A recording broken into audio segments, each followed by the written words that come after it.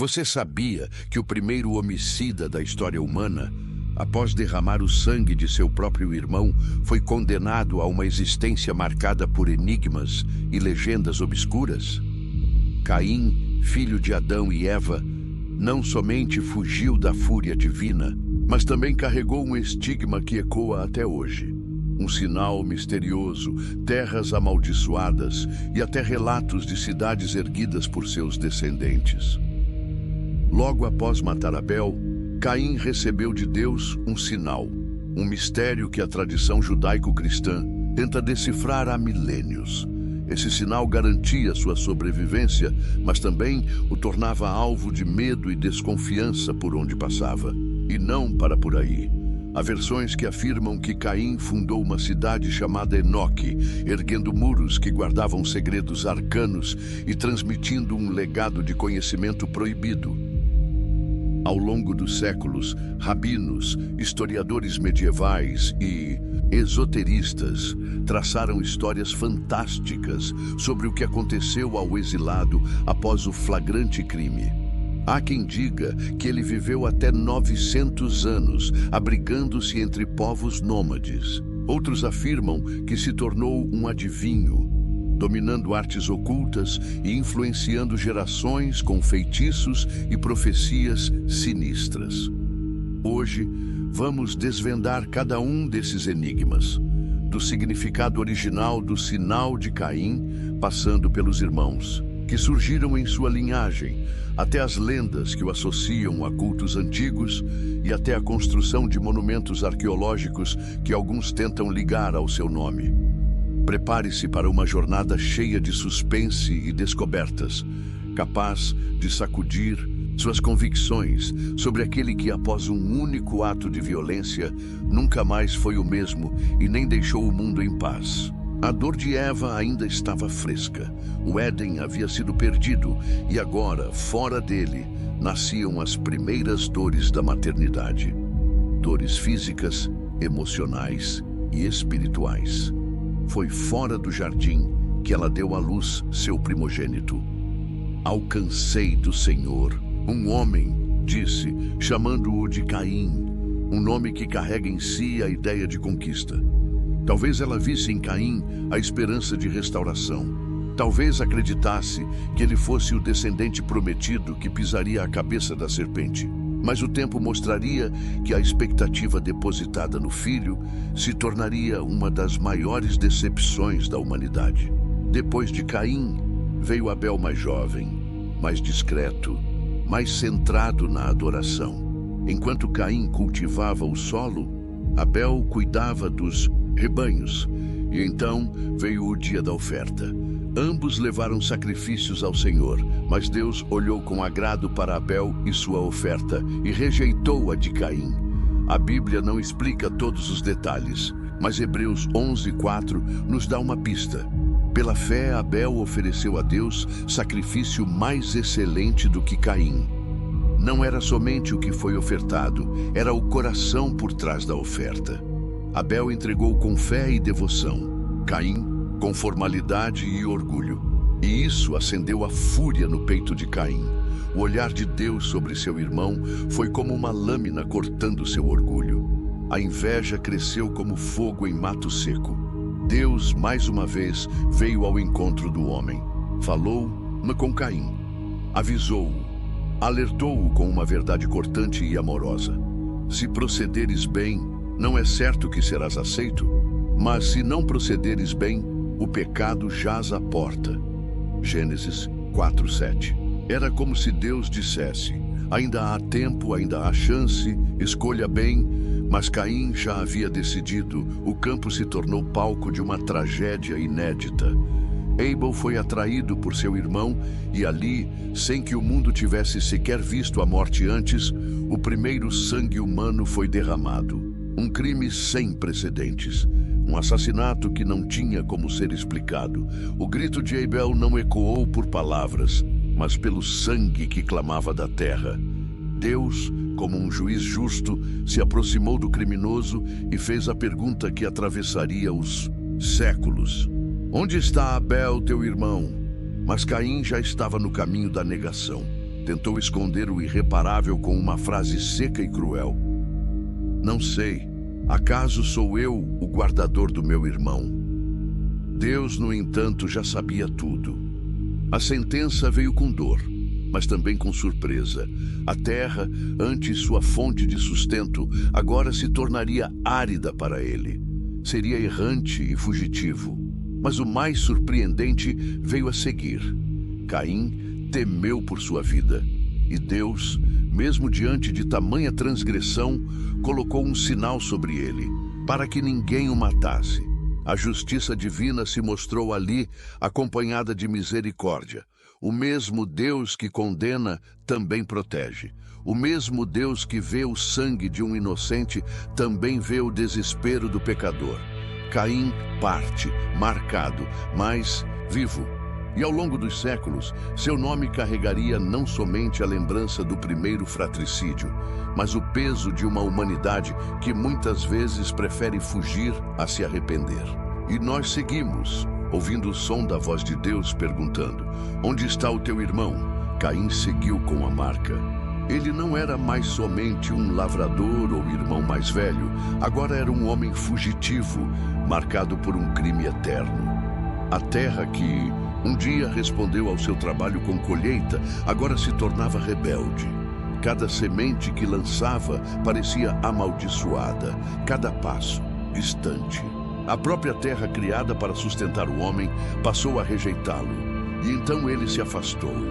Gênesis diz que Caim retirou-se da presença do Senhor e habitou na terra de Nod, ao oriente do Éden. Gênesis 4:16. Essa simples frase carrega uma das maiores tragédias espirituais já registradas. Caim se afastou da presença do Senhor. Ele não apenas fugiu de sua responsabilidade ou de sua punição, mas da face de Deus. Nod, o nome daquele lugar, significa errante, vagante. E é exatamente o que ele se tornou. Um homem que carrega um nome pesado, um passado inapagável e um destino de solidão. Mas o mais estranho ainda estava por vir. Mesmo carregando a culpa, Caim constrói uma cidade. Ele tem um filho, Enoque, e dá a esse filho o nome da cidade, que fundou. Como alguém condenado ao exílio ergue uma cidade. Como um errante tenta fincar raízes. Isso parece contraditório, mas revela algo muito profundo. O ser humano tenta construir com as mãos aquilo que perdeu no coração.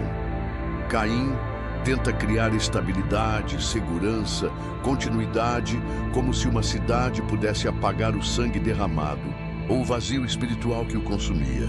E foi aí que sua linhagem começou a crescer.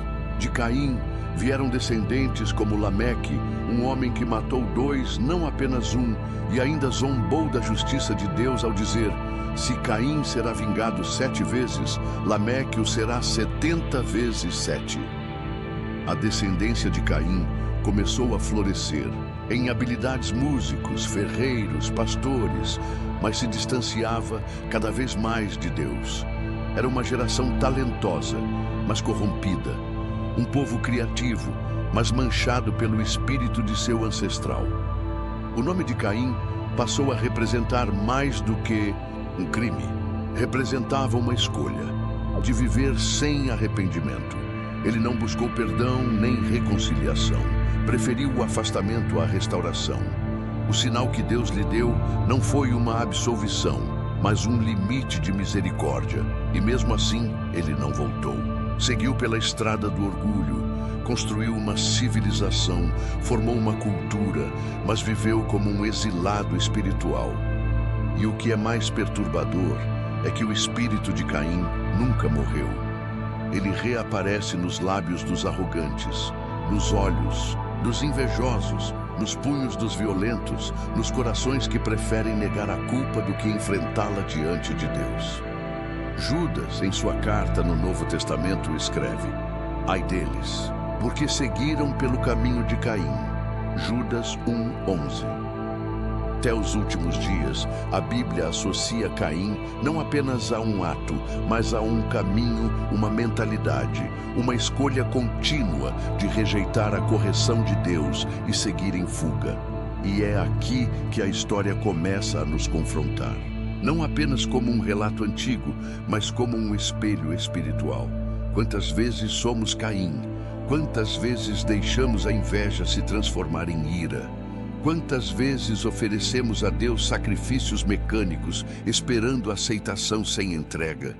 E quantas vezes, ao sermos corrigidos, escolhemos o orgulho em vez do arrependimento? Caim andou com um sinal no corpo, mas foi a ausência de arrependimento em sua alma que selou seu destino. Deus tentou alcançá-lo, falou com ele, advertiu, mostrou o caminho. Mas Caim já havia construído sua cidade interior, onde Deus não entrava. E assim, ele nos ensina que o maior castigo não é ser expulso da terra, mas viver longe da presença do Senhor. Enquanto a linhagem de Caim se aprofundava na técnica, arte e poder, Deus levantou outra linhagem, a de Sete, o terceiro filho de Adão e Eva após a morte de Abel. É da linhagem de Sete que virá Noé, e mais tarde Abraão, Davi e finalmente Jesus. A história de Caim se torna então o símbolo de uma humanidade que tenta construir seus próprios caminhos sem Deus. Cidades, fama, poder, mas sem arrependimento. No pano de fundo dessa narrativa paira sempre uma tensão. Por que Deus protegeu Caim? Por que não o destruiu ali mesmo? E a resposta está no coração da revelação bíblica. Justiça e misericórdia sempre caminham lado a lado. Deus pune, mas também dá chance ao retorno. Mesmo o assassino foi alcançado por graça, e talvez, justamente por isso, a história de Caim continue ecoando até hoje. Porque todos nós, em algum momento, já caminhamos por terras secas, já sentimos o peso da culpa, e já fugimos de quem deveríamos proteger. Caim somos nós, quando ignoramos a voz de Deus, quando escondemos nossos pecados, quando preferimos o orgulho ao arrependimento. Mas Deus ainda hoje continua perguntando: onde está teu irmão? E quem tiver ouvidos para ouvir, ouça. A história de Caim não é somente um relato antigo sobre o primeiro assassinato da humanidade. É uma janela aberta para o coração humano e para os mistérios profundos da justiça e da misericórdia de Deus. Quando olhamos para Caim, não enxergamos somente um personagem distante, mas um reflexo de nós mesmos, porque todos nós já sentimos inveja. Todos nós, em algum momento, já fomos confrontados com a escolha entre dominar o pecado ou ser dominados por ele. Deus advertiu Caim com palavras que ecoam até hoje. O pecado jaz à porta, e sobre ti será o seu desejo, mas cumpre a ti dominá-lo. Gênesis 4:7. É uma das primeiras revelações do conflito interior que cada ser humano enfrenta. O pecado não se impõe com violência imediata, ele aguarda. Ele se deita à porta da alma, sorrateiro, como um predador, esperando o momento certo para atacar. Mas Deus não nos deixa à mercê desse predador. Ele nos dá o livre-arbítrio, a responsabilidade e também a advertência. A cruz de Cristo, mais tarde, se tornará a resposta definitiva à tragédia de Caim. Enquanto o sangue de Abel clamava por justiça, o sangue de Jesus clama por perdão. Em Hebreus 12:24, está escrito que nós nos aproximamos de Jesus, o mediador da nova aliança e do sangue da aspersão, que fala coisas superiores ao que fala o sangue de Abel. O clamor de Abel exigia condenação. O clamor de Jesus oferece redenção. Onde Caim foi marcado para não morrer, Cristo foi marcado para morrer em nosso lugar. A linhagem de Caim construiu cidades, forjou instrumentos, inventou sons, mas permaneceu distante do altar. Era uma civilização sem adoração. A linhagem de Sete, por outro lado, nos leva ao momento em que os homens começaram a invocar o nome do Senhor. Gênesis 4:26. Isso nos mostra uma verdade espiritual poderosa. Não basta criar cultura, ciência e arte. Sem adoração, a humanidade se perde em si mesma. Uma civilização que cresce sem Deus somente acelera sua queda. Em muitos aspectos, Caim representa aquele que tenta resolver as consequências do pecado sem lidar com sua raiz. Ele constrói uma cidade, ergue muros, filhos, desenvolve técnicas, mas nunca retorna ao altar, nunca oferece arrependimento verdadeiro. Quantas vezes somos tentados a fazer o mesmo? Tentamos compensar nossa culpa com conquistas, com boas obras, com reconhecimento público. Mas Deus não busca nossas realizações. Ele busca nosso coração quebrantado. Caim teve medo de ser morto, mas nunca demonstrou pesar pela vida de seu irmão. Isso revela outro princípio teológico importante. Existe uma diferença entre remorso e arrependimento. O remorso teme as consequências. O arrependimento lamenta a ofensa. O apóstolo Paulo escreve em 2 Coríntios 7:10. A tristeza, segundo Deus, produz arrependimento para a salvação, que a ninguém traz pesar, mas a tristeza do mundo produz morte. Caim chorou pelas consequências, mas nunca pelas feridas que causou. E, mesmo assim, Deus o protegeu. Essa parte do relato sempre choca. Como pode Deus proteger um assassino? E aqui está uma das verdades mais surpreendentes da teologia bíblica. A graça antecede a cruz. Antes mesmo de Jesus nascer em Belém, a misericórdia já estava ativa. Caim não merecia proteção, mas a recebeu, assim como nós. Não merecíamos perdão, mas fomos alcançados por ele. Isso nos mostra que a justiça de Deus nunca caminha sem sua misericórdia, e que ele é longânimo mesmo diante do mais grave pecado. E mais, o sinal sobre Caim, seja físico ou espiritual, aponta para uma realidade mais profunda. Deus não somente viu o pecado, ele também marcou o pecador. Não como quem o condena à morte, mas como quem o preserva para que ainda exista a chance de um retorno. Quantos de nós carregamos marcas invisíveis, consequências dos nossos atos, que nos lembram todos os dias da nossa queda e, ao mesmo tempo, do cuidado de Deus para não sermos destruídos por elas? Caim é um espelho que revela uma das maiores tensões espirituais, a escolha entre o caminho do arrependimento e o caminho da fuga. Ele fugiu da culpa, do irmão morto, de Deus, mas ironicamente nunca conseguiu fugir de si. Ele habitou na terra de Nod, uma terra sem descanso, porque o verdadeiro descanso não está em mudar de cidade, nem em criar impérios, mas em se reconciliar com o Criador. E assim, a história de Caim segue viva. Ela se repete, geração após geração, toda vez que alguém escolhe o orgulho ao invés da rendição. Mas à luz da cruz, ela também encontra resposta, porque onde houve derramamento de sangue pela injustiça, agora há derramamento de sangue pela salvação.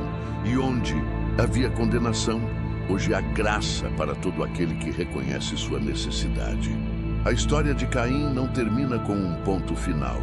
Ela permanece como uma lembrança constante no coração da humanidade. Ela nos desafia, nos confronta, nos chama à reflexão. Afinal, o que faremos nós quando o pecado bater à porta? Ignoraremos a advertência de Deus, como Caim, ou ouviremos com humildade e nos voltaremos ao arrependimento? Deus não deixou Caim sem resposta.